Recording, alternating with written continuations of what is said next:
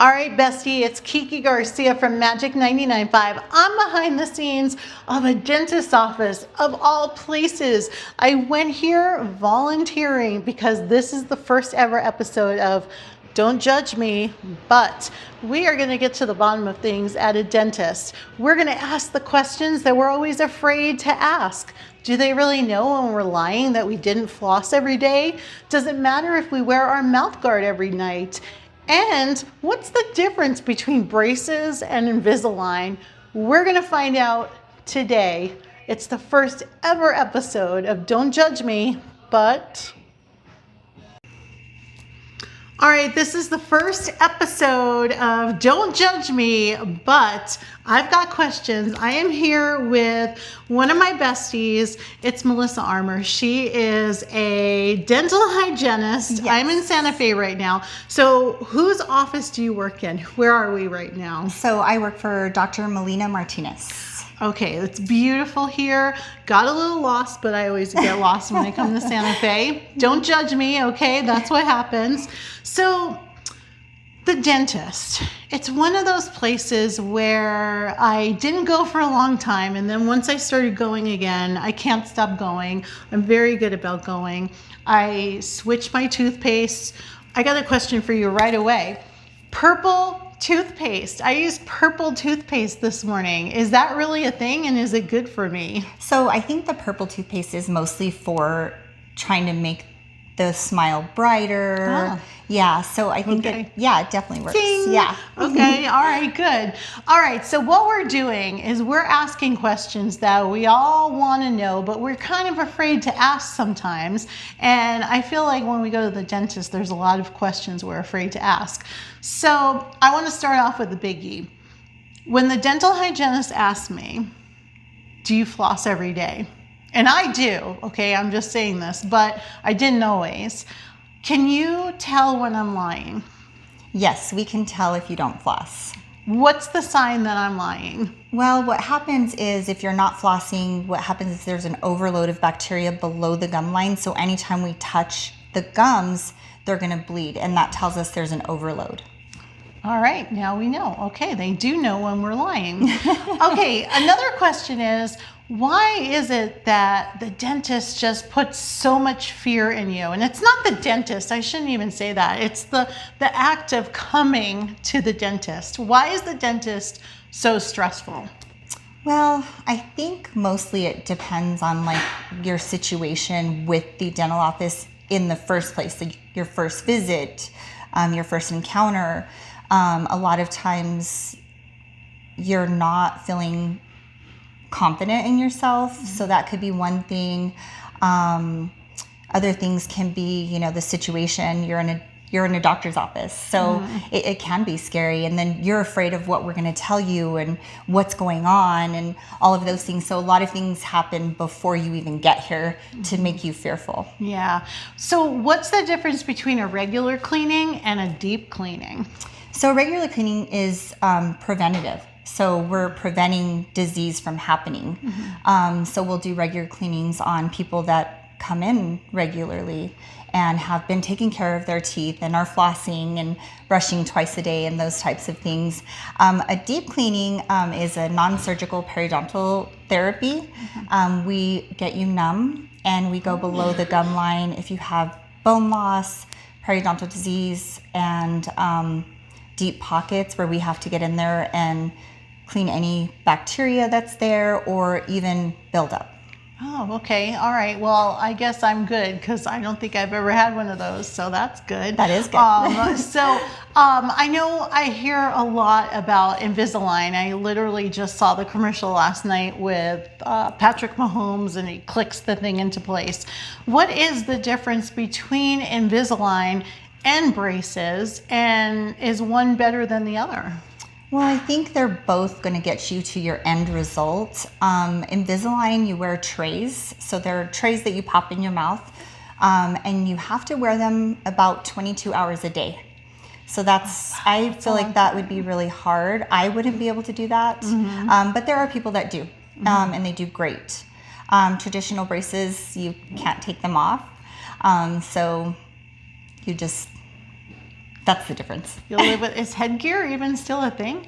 Yes. Oh, yeah. Oh, okay. yeah. Headgear is a thing. It's all depending on the bite and other things that go into that. Yeah. Well, I remember headgear. It was not good. It was terrible. I did not sleep good. So what if you are a grinder? Okay. So I've noticed something recently. I grind my teeth, so I wear my mouth guard at night. Good. But I've noticed that I don't go through my mouth guards as much. So is that a sign that I'm not grinding as much, and that I don't have to wear it, or should I always wear it? I mean, it just depends. Sometimes you can stop wearing them, but mostly what a night guard is going to do is it's going to train your jaw to stay open. So we always want our jaw to be open throughout the day and at night. So what's happening at night is that's when we release stress and we start grinding our teeth. And then so our jaw is always wanting to stay closed. So the night guard's going to train your jaw to stay open even during the day. All right. So as a hygienist, what kind of called you to this? Oh, wow. That's a big one. So I've been in the field for 30 years and I got lucky. I had a cousin who was a dentist and he's retired, but he wanted me to be in the dental field and I had no idea what that was. So he was the one that pushed me into it and I'm so thankful because I love it. Really? I do. I love it. Do you ever I mean, you could be honest or you don't have to be, but like, do you ever say, no, I'm not going in that mouth? No, never. No? Never, no. Is it kind of like a challenge? It can be a challenge, but I love taking care of people. And for me, the mouth is a big deal. You know, the bacteria in your mouth does go systemically. I'm able to get in there and clean that, help them get to a healthy state. And that's what I love. So nothing grosses me out. Yeah. Nothing. I love everything about it. You know, sometimes when I go to the dentist, because I do go regularly and I love my cleanings, but sometimes I feel like she's almost like let down. Like she's like, there's nothing wrong. Like there's no plaques. Plaques? Well, there's plaque and there's calculus. Yes. Oh, okay. She's like, there's nothing to scrape. You're good today. I have to waste time talking to you because it went too quick. And I'm like, I'm sorry. Like, should I skip a few brushes? No. I don't know. No, definitely not. Yeah. I mean, it's nice to have those really good, clean patients because then we know that you're doing your part at home because I can only do so much here in the office. So when you're here, it's nice to have those patients that are doing their part at home. Yeah. So you mentioned the systemic. Okay. So see, I don't know the words. I don't. So I think it's interesting because I recently went to the Go Red for Women luncheon where we talk about heart disease and all like that. And I think sometimes you take your teeth for granted. Like you don't realize that you have a toothache maybe, but it's not like something's wrong with your tooth. It's not a cavity. It's something else. Yeah. And I don't think people realize that. Yeah, at they all. don't, for sure. Yeah. So, and that's the most important part about the dentist is a lot of people don't understand who we are and what we do.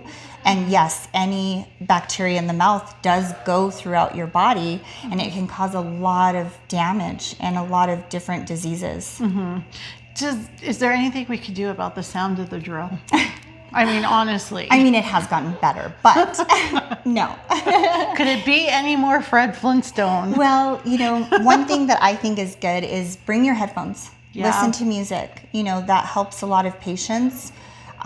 So that's the best thing to do. Yeah. And a Valium, that helps. Yeah, that does help. We do that also. Yes. Yeah? Yes. Okay, good. Yep. Good. I like that a lot. So what's one thing about the dentist that people might not realize?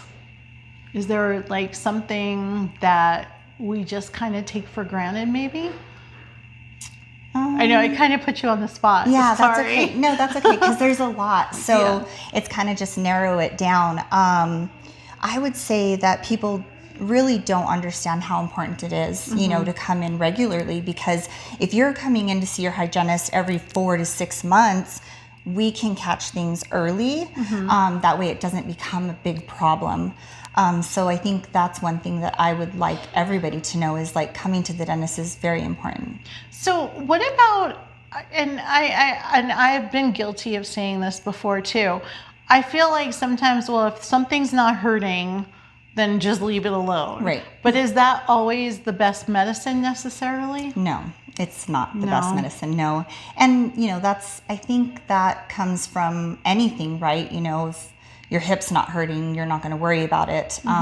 But when it comes to the mouth, it is a chronic disease. And so if you are feeling pain, it's almost too late. Yeah. Yeah. So, but, we can still get you back to healthy. We can still fix anything because there's so much in dentistry that we can do. What exactly is a root canal? Well, the root canal is, you'll go to a specialist. We have endodontists, and if you have an abscess in the tooth, you'll have pain, and it's an infection in the tooth. So you'll go to the endodontist, and they will remove the nerve, remove the infection, and then you won't have pain anymore. Oh, that's good. Yeah. That's good. So it's not the root canal procedure that actually hurts. It's actually the toothache that hurts. Oh, all right. All right. That's good. And what's one piece of advice for someone who's just like, oh, I don't want to go. I'm scared. I don't want to walk through that door. I don't want to sit in that weird chair. I don't want to go. Yeah, exactly. Yeah. So I know 72% of people are afraid of the dentist. That's a high number. We're trained for that. So we want you to be comfortable.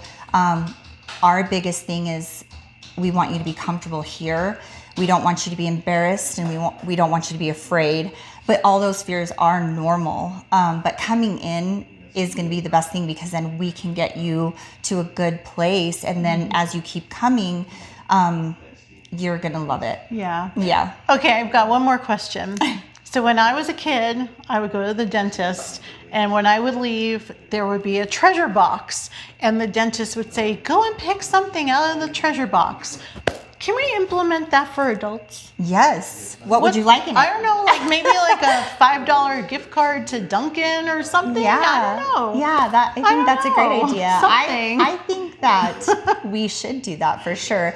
Even I think, I should give my patient gold stars, or something like that. And that's a great idea. All right, let's do this. All right. Well, thank you so much for being here today. Thank you for having me. This was my first ever, and I think I asked some of the questions that we are afraid to ask the dentist. We want to know. I mean, the biggest, I think, for me is, do they know when we're lying to them? Because I don't always brush my teeth at night because I fall asleep early, and sometimes I'm like, I'm too tired. Like, I don't always wash my face at night either. I take my makeup off, but I don't always scrub it down. Yeah. So I don't know. I do that sometimes. Yeah. I feel guilty though. Is it good? Okay. So how with like shampoo, you're supposed to switch it up because your hair gets used to it. Is it the same with toothpaste? It definitely is. Even if you're using like a sensitive toothpaste, we want you to switch it up. All right, bestie, so there you have it. Is the dentist's office really that scary? I don't think so, and it's really important to go and visit the dentist every 4 to 6 months. I can't wait for my next cleaning. Now I'm going to see if they'll let me take a toothbrush home because we all know that's the best part of going to the dentist.